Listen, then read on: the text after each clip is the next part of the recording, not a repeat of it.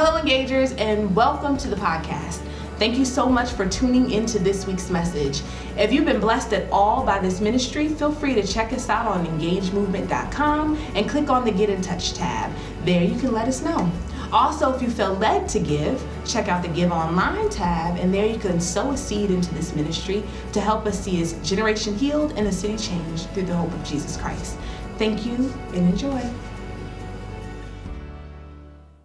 I want to talk tonight for a few moments, just a few moments. We're in the middle of our series called A Bigger Story. And this whole entire series, if we had to sum it up in just one word, it's been a series just on hope. It's been a series of hope. In our first installment, we learned about breaking the fourth wall. And this fourth wall is really more so about that God just doesn't want to be present in your life, but he wants to be near. How many know there's a huge difference between being present and being near? You can be in a relationship and still feel alone because they're present, but they're not near. In our second installment, we learned that, man, your story is bigger than your struggle. All of us struggle with something. And regardless of what you've been struggling with, your story is so much bigger. A few weeks ago, we learned that your story is bigger than your sin. Yeah, that believe it or not, even though you committed sins, no matter how grievous, no matter how detrimental they may have been, your story is bigger than your sin. And tonight, as we get ready to close it out and we get ready to go to a new year, isn't it crazy? This is our last one in this building, and we're going over to Waldorf, which is ridiculously, yeah, man, seriously, we launched that campus a few weeks ago. And when I tell you it was wall to wall, packed, it was just absolutely amazing. I'm so excited. This is bittersweet. This is our last one here. We won't be in D.C. too much longer. I think we're going to do a quarterly thing, but we are going to be going to Waldorf, and we're going to talk about that a little bit more in a few moments. But as we bring this series to a close, I was thinking I want to call it the alternate ending. The alternate ending. As I've told you before, our Shell and I's favorite pastime, our favorite hobby, one of the things we love to do. Anyone knows what it is? Go to the movies. Yeah, man. We watched the movie earlier today, baby. I don't even know the name of that movie. It was pretty good, though. We got this little Amazon Prime thing now, and so they got like a little TV service, and so we found some movie about that Vanessa Hudgens was in. We just saw Creed not too long ago, too, which I believe is the best movie of 2015. If you haven't seen it, you should really go check it out. Go on Tuesdays. It's $5. But I started thinking about the alternate ending. And one of my favorite things about really good movies like Creed, I'm going to go buy that on DVD, right, when that comes out. Maybe Redbox. It's a little cheaper. But I'm definitely going to get the DVD. And what I like seeing about some of my favorite movies is the deleted scenes. Anyone ever take the time, or was it just me? I'm kind of a geek, but I like looking at the deleted scenes. And sometimes when you go through the deleted scenes, you also see something called the alternate ending. Or and the alternate ending was a scene that got shot that could have been the end of the story, but they decided to go with something else. In television, what I found out, like TV shows, like one of my favorites, 24. Anyone a big 24 fans, or just me? Absolutely, Miss Lee. Yeah, I love 24. So you guys don't know what you're missing. Go on Netflix or Amazon and go get it. 24 or Walking Dead. A lot of those. She said, "Hey, a lot of those stories that have these ongoing empire." Y'all probably watch that. I don't, but shows like that. What they do is they will actually tape multiple endings. And the reason why they'll tape multiple endings is so that the cast is not in the loop on which one they're going to show last. Isn't that pretty cool? And so that way they do that to make sure that the integrity of the grand finale is not compromised. So they'll tape multiple endings, and the cast won't even find out which ending it is until it actually airs. I thought that's pretty cool. And so, yeah, some of y'all are like, wow, I really didn't know that. Yeah, so, I mean, it's pretty awesome. But as I started thinking about alternate endings, I started to then say, man, there was some stuff in my life that I wish I had an alternate ending for. There were some things that I just wish would have ended a little bit differently. There was a time I got in an argument, and I really wish I wouldn't have said that. There are these moments in our life that we have, and so many of us have said, I wish it wouldn't have went down that way. I wish I didn't do that. And what sucks, though, is, well, let me say this. Every ending that you have is a result, yeah, there we go, of a decision that you've made. Oh, come on. Every ending that you have is a result of a decision that you have made. So if you step on a scale and and you see the weight that's on that scale, you made a decision to eat a honey bun sometime this week if you don't like it. If you do like it, it's a result of some decision that you've made. And as I started to think about that, I got challenged because I said, what happens when we end up in the destination as a result of someone else's decision? What happens when I don't like where I am and I did nothing to get there? I'm paying the price or the repercussions of decisions that someone else has made. Because no one told that man to touch me like this. No one told me to get in a relationship, and I believed everything that he said. And somehow I still ended up here hurt and broken and lonely and afraid to love again. I didn't ask to be in this decision. I didn't make the decision to end up at this destination. Someone else made this decision for me, and this is where I now am. And I wish things would end differently because I did not do anything to deserve this.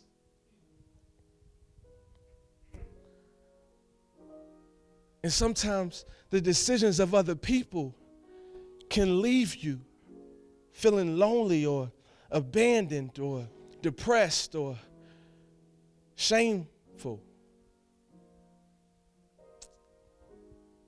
And there's this man in this story that we call the Bible. The Bible has 66 books, and all these books, really, they all point back to Christ. And I want to look at 2 Samuel chapter 9. And in this book, we meet this character named Mephibosheth. We meet Mephibosheth, and I'm going to read it, and then hopefully you'll give me a few moments to just preach this to you. Is that okay? Can I have 25 to 30 minutes? Maybe a little longer. And David said, is there still anyone left of the house of Saul? And David said, is there still anyone left of the house of Saul that I may show him kindness for Jonathan's sake? Now there was a servant of the house of Saul whose name was Ziba. And they called him to David, and the king said to them, are you Ziba? And he said, I'm your servant. And the king said, is there not still someone in the house of Saul that I may show kindness of God to him? Ziba said to the king, there's still a son of Jonathan. He's crippled in his feet. Say, crippled in his feet. The king said to him, where is he? King being David. And Ziba said to the king, he's in the house of Machir, the son of Ammiel, at Lodabar. Then King David sent and brought him from the house of Machir, the son of Ammiel. I practice these words. At Lodabar. And Mephibosheth, the son of Jonathan, son of Saul, came to David and fell on his face and paid homage. And David said, Mephibosheth, and he answered, behold, I am your servant. And David said to him, do not fear, for I will show you kindness for the sake of your father Jonathan. I'll restore to you all the land of Saul your father, and you shall eat at my table always. And he paid homage, and he said, what is your servant that you should show regard for a dead dog such as I? Then the king called Ziba, Saul's servant, and said to him, all that belonged to Saul and to all his house I have given you to your master's grandson. And you and your sons and your servants shall till the land for him, and shall bring in the produce that your master's grandson may have bread to eat. But Mephibosheth said, your master's grandson shall always eat at my table. Now Ziba and 15 sons and 20 servants. Then Ziba said to the king, according to all that my lord the king commands his servant, so will your servant do. So Mephibosheth ate at David's table like one of the king's sons. I have it in my music. Oh. And Mephibosheth had a young son whose name was Micah, and it goes on and it goes on. Bray, I need you to do me a favor. Bray and Dale, I need y'all to get me a big table out here. Maybe the one that we had outside, whatever. I need y'all to get me a table and bring it in. We're going to preach. We're going to kick Satan's booty. So look. We're reading in 1 Samuel chapter 9 about this man named Mephibosheth. But his story actually starts way before chapter 9. You actually find him in chapter 4. He's only mentioned, it's a quick sentence he's mentioned, but he's mentioned because his father is Jonathan. Jonathan is the son of Saul, which makes Saul and Jonathan, Saul is the king at this time, Jonathan being his son, which makes him the what? Prince, right? And so he is the son of a prince, Mephibosheth. That's who he is. And at this moment, Jonathan and Saul, right, they're off in battle. They're fighting because there was a time where the kings actually went to battle with the people that were their subjects, that the people that were inside of their territory, went to battle with them. And at this moment, Kenny, Saul and Jonathan are in war and they die. Now, if you know anything about war, if you know anything about medieval times, when the kingdom has fallen or when the dynasty has fallen, now they're coming to take the person who killed that kingdom, which will be David at this time. He's taking over reign. He's taking over the dynasty. And now he's coming to the palace and they're coming to take over. This is like Mockingjay Part 2. They're willing. You look at John, you know one seen Mockingjay Part 2? Yeah, y'all remember when they was going after the house? And this is exactly what's getting ready to happen. And so you understand that Mephibosheth was just 5 years old at the time. And so here's what's going. The palace has just gotten word that Jonathan and Saul is dead. We got to get out of Dodge because David's people are coming to take over. And so Mephibosheth had a nurse. And so imagine this being a 5-year-old baby. And the nurse picks up Mephibosheth. And in the process of getting out of Dodge and running, the nurse, because that's exactly what happened. They dropped Mephibosheth. And when Mephibosheth got dropped, his feet then became crippled. He became lame because his nurse, he was in the hands of the one who was supposed to take care of him.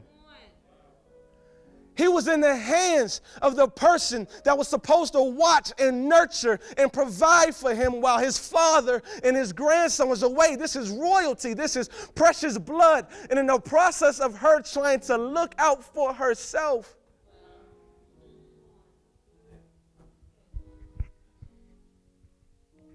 and I started thinking, has anyone in this room ever been dropped?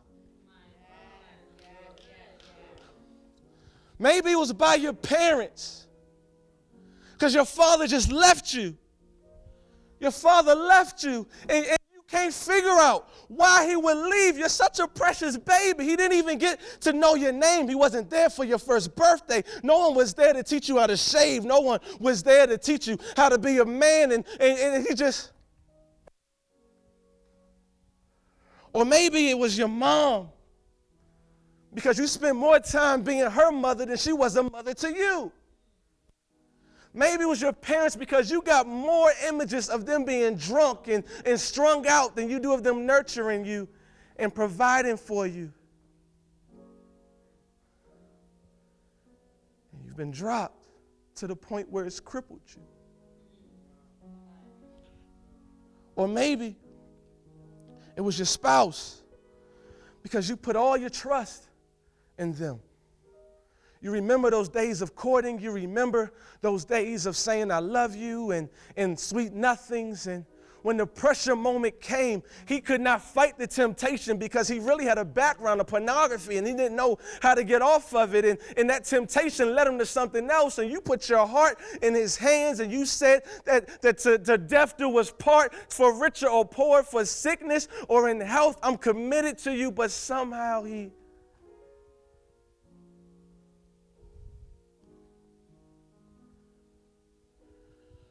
or maybe it was a relationship that you really felt like this was it. This was the one. This one is going all the way. You believed it. You believed everything he told you. You gave him your heart. You gave him your body. And you realized he didn't even have Netflix. Some of y'all will get that.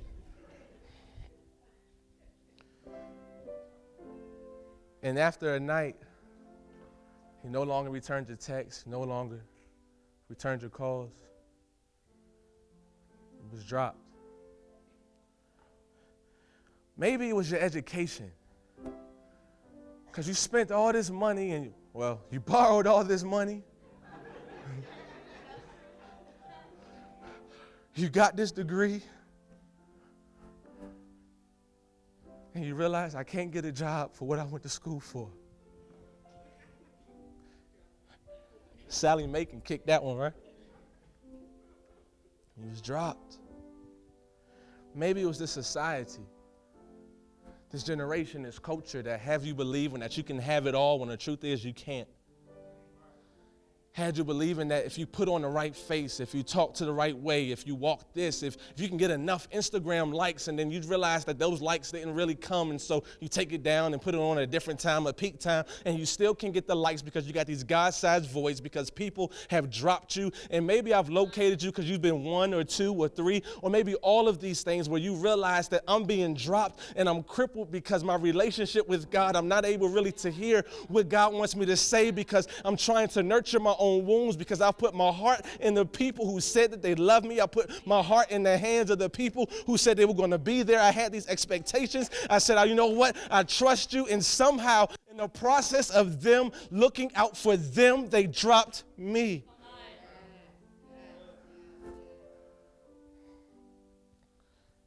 And Mephibosheth was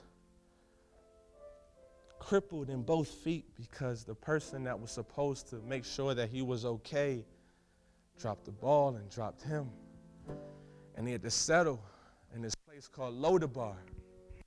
And Lodabar is quite interesting. It was a place where exiles went. It was a place where crippled people went, where lame people went. This was their way of dealing with people who didn't look like everybody else. They caused them to settle in a place that was far from where the normal people were. This is really no different in the 21st century because what happens is when I'm in a relationship that it really isn't great or really isn't going the way that I thought it would be, it's somehow ironic that all my friends have relationships that's not really going well either. And so we sit down at a break table and talk about how we got these deadbeat boyfriends and how, and we just settle in this place called Lodabar. But what's so interesting about Lodabar is that when you translate that word, it means a place of no hearing, a place of no word of God, a place of no pasture, a place of lack of enlightenment. You see, Lodabar is designed to get you to feel like you're stupid. Lodabar is designed to get you to feel like you're shameful. Lodabar is designed to get you to feel like I'm not good enough, I'm not worth it. It's also called a place of wandering, and we wonder why we wander from relationship to relationship, from friendship to friendship, from friend to friend, from job to job, looking for things that will fill these God-sized voids in our heart and in our life. But it's a place that man can never fill. It only has a distinct image that only God can be there, but we'll never put God in these images because we're still trying to somehow appease the people that dropped us in the first place.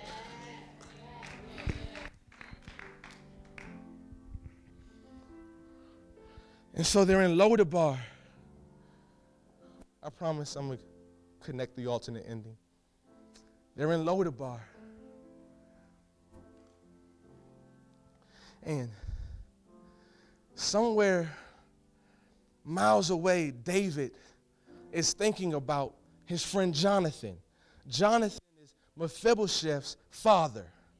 David and Jonathan were were such good friends that they made this covenant that said, hey, man, whatever happens to you in your life, I'm going to make sure you're good. Now, this was quite interesting. It was ironic. It was actually quite forbidden because you got to understand that Jonathan and David were supposed to be beefing because David is getting ready to be the next heir to the throne, although John is the rightful heir to the throne, but yet they were able to get in relationship together. And so now that David has overcome this great dynasty that God has established, you see, because Saul was tall in stature, he looked the part, he really had everything going for him. He was, think of your hottest crush that you ever had, times it by 10, and that was Saul. But the problem with Saul is that although he looked the part, he didn't have the heart. You see, so David had the heart, and David was the next in line because Saul was beginning to get all full of himself and couldn't take this young, humble guy that was coming on the scene. But yet Jonathan was the son of this attractive man, and he's next in line. But David and Jonathan were able to see past all of the flesh and begin to make a relationship together that was based off of the word that God had given them. And so now that David is in his rightful place, he's now saying, okay,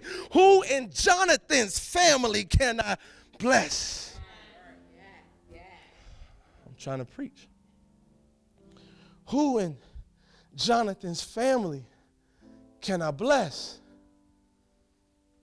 And Ziba, who was a servant of Saul, Mephibosheth's grandfather, says, well, there is this one person that's left. He's kind of crippled. He don't really look too good. He ain't cute. But he's out there in Lodabar, this place of low-level thinking, this lack of enlightenment, this place of wandering, a place where all the exiles and all the outcasts go. He's way out there. Go to the next slide. Watch this. Then King David sent and fetched him. I thought that was an interesting word to use right there, fetched him. My mother got this dog. It's an ugly dog. They think they're cute. They think the dog is cute. I think the dog is, she like a mutt. She a mixture of all these different I don't really like small dogs. I'm just being honest. Because small dogs, like, they just annoying. They just get in the way. Get out of here. I'm not a big fan, but my mother got this dog. Her name's Jada. And Jada a dumb dog. Jada's a dumb dog. That's a dumb dog. I'm going to talk about the dog. I don't like when people treat dogs like babies. You ever seen, like my father, God bless his heart, will hold the dog like this. This how they hold the dog. Hold the dog like this. That's a dog. Put that dog there. Drop the dog. Drop the dog. But Jada not really the brightest dog. I try to play fetch with Jada, right? So you get a little toy, a little ball, a little bone, right? And you say, hey, Jada. And she, of course, she come over there. Hey, Jada, right? And so I'll fake it the first time. That dog would run all the way around the house looking for the daggone. You just about as dumb. And then she'll come right back. Like, oh, there it is. And so then I actually throw it, right? I throw the bone, the fake bone. And the object of fetch is to what? Bring it back. Right? Ain't that the object of fetch? I throw it, you go get it, and bring it back to me. I throw the thing to Jada. Jada catch it, go in another room and hide. I said, you are totally missing the point. But I started thinking about this word that then King David sent and fetched him. Now here's what's interesting. Ziba just got finished telling him about his condition. That he was crippled and lame in both feet. And so when he said fetched, he's directly talking about the condition of Mephibosheth because he is incapable of coming back on his own. See, when you play fetch, the whole idea of fetch is when you throw something, then the dog is supposed to escort, what you threw back and drop it at your feet. Okay. And so when David went out and he sent Ziba, he fetched him saying, look, he's incapable of coming back on his own. So I need you to provide an escort to bring him back to me. I'm so glad that when God saw my crippled condition, that he sent his son to fetch me. See, he said, Jesus, I need you to go down to earth because there's some crippled and lame people, and don't you come back till they can come and stand at my feet. See, so now that David is back, now he says, look, Mephibosheth, he says, do not fear. And the reason why he's trembling, because he knows his crippled condition. He knows that, look, David just took over this palace, and so he's been hiding from David. Have you ever been in a place where you realize your condition and tried to hide from God? You tried to hide from God, who is the worst person to play hide and go seek with, because he's omnipresent, meaning that he's always there. Sometimes he wants to be near and not present, connect them all. And so Mephibosheth is at King David's feet. Come here, man, be King David. Be King David. He's at King David's feet. I got 8 minutes to preach this. He said, be King David. And so Mephibosheth is now crippled and he's lame. And he says, what do you want with a dirty dog like me? A dead dog like me. You see, because Satan's job is to get you to stay in Lodabar. Satan's job is to get you to think that everything that you've been through is where you're supposed to stay. His whole idea is to say, if I can get you in a place of wandering and feeling in shame, because Mephibosheth's name translates to mean shameful. And sometimes when God calls us, we are like Adam and Eve. When he's calling us, he's not trying to figure out where you are geographically. He's trying to figure out where you are spiritually. So when he said, Adam, where are you? Adam trying to hide because of his sin. He's used leaves to cover up his sin. And just like we will try to use things to cover up our sin and cover up our pain and cover up our crippled condition. So when he said, where are you? He knew he was behind the tree. What he was saying is, where are you in relationship to me? Where are you, Adam? Where are you? And so he calls him. And the first thing that comes out of David's mouth is, do not fear. What I love about this is that David never knew Mephibosheth, Mom. He never knew him. But the whole reason why he's here is because of his father. Oh, man. He's here because of his father. So when he saw Mephibosheth, he didn't see Mephibosheth, he saw Jonathan. He saw Jonathan. He didn't see his crippled condition. He saw the relationship that he had with Jonathan. Oh, man. When Jesus fetches you, oh, man, come on. When he fetches you, come here, Nico. Come here, God. I need you, God. Nico, you about to be Jesus. Oh, come on, man. Come on, I got 5 minutes. You, God. You're going to be Jesus, and I'm in my crippled condition. When God sent Jesus to come get me in my crippled condition, when he fetched me, when he showed up, this is what it looked like.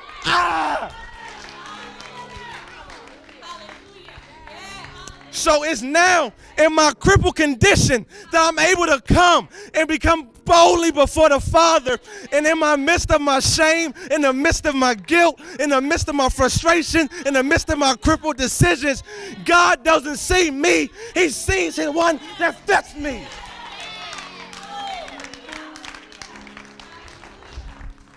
Because the story was bigger than his shame.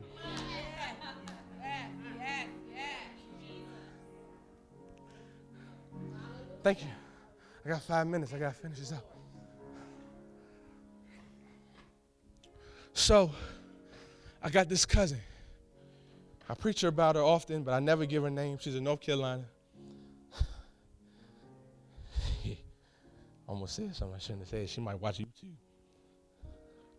But she got a slick mouth, right? She says this. Khalil, you ever heard someone say this? So what, Ann? You say that? So what, eh? Dang. like if you say,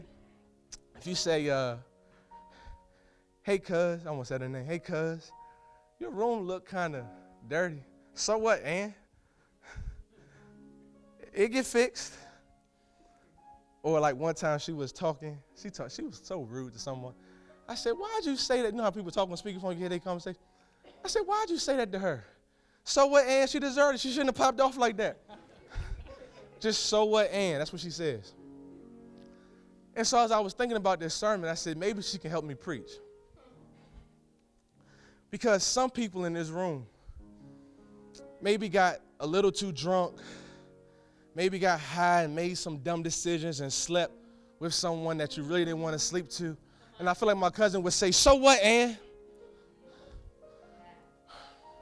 Because when you come to the Father, right, and Jesus has fetched you, he don't really see you anymore. He sees his son. And so oftentimes we can make a lot of mistakes and we can become to the place where we feel like, oh my gosh, I've broken God's heart. And he's saying, so what, Ann? or maybe you just realize, like, you know what, I've jacked up some money and Christmas is coming, and I told him I was going to work on trying to get it together, and I was going to try to get all my stuff in order, and I messed up again, and God's saying, so what, Ann? What I love about God is that he has this keen ability that despite our crippling situation and our sorry circumstances, he's able to say, so what, Ann?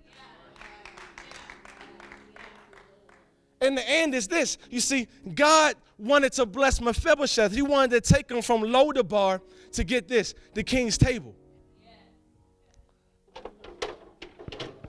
Y'all mind if I preach this real quick? I got 3 minutes on there, 2 minutes. Y'all better help me.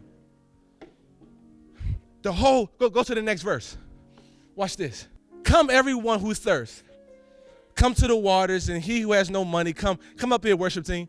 No money, come buy and eat. Come buy wine and milk without money and without a price. Why do you spend your money for that which is not bread and your labor for that which does not satisfy? Listen diligently to me and eat what is good and delight yourselves in rich food. So here's what's happening. This is God, right? He's speaking to this fallen nation of Israel. And what's just occurred is that they're spending all this money and all this time and all their resources trying to please God. And he's saying, no, just come and eat at my table.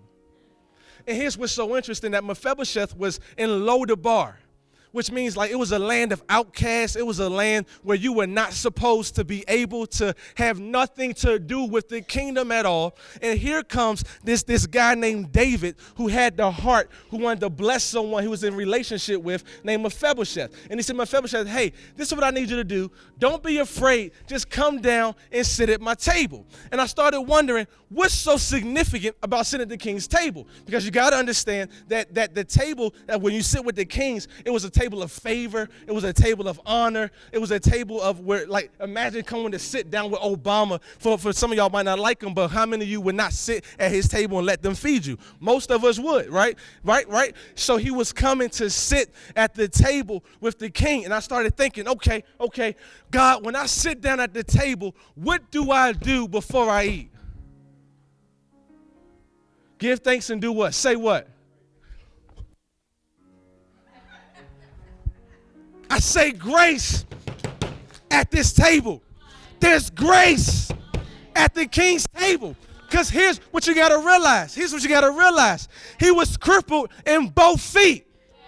But when you sit at the table, you can't see my feet. Listen to this. The table, or the grace of God, covers my crippled situation. Woo!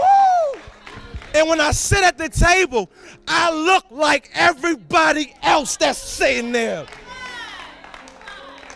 Because your story is so much bigger than your shame and your crippled situation. Now, how does it got to do with alternate ending? Because Mephibosheth never thought that he would be here. It didn't make sense. I told you, in television series, what they will do is that they will shoot multiple endings to keep the the cast at bay of how it's going to end. What I didn't tell you is that they also shoot multiple endings because sometimes the storyline changes. And when the storyline changes in the middle of the film, they already have an alternate ending to how they're going to have the story end, so it makes sense. What I want to say is everybody in this room has took a different storyline. God told you to go left and you went right. God told you to get out the relationship and you stayed. God said leave him alone and you decided not to. But what you got to love about God is that he's a director that knows how to shoot multiple endings and alternate endings. And when you begin to choose a different storyline, the moment that you come and partake at the king's table, his grace will change the entire story.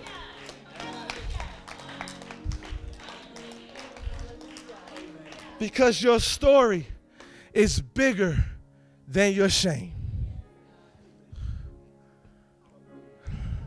Did we kick Satan's booty or what?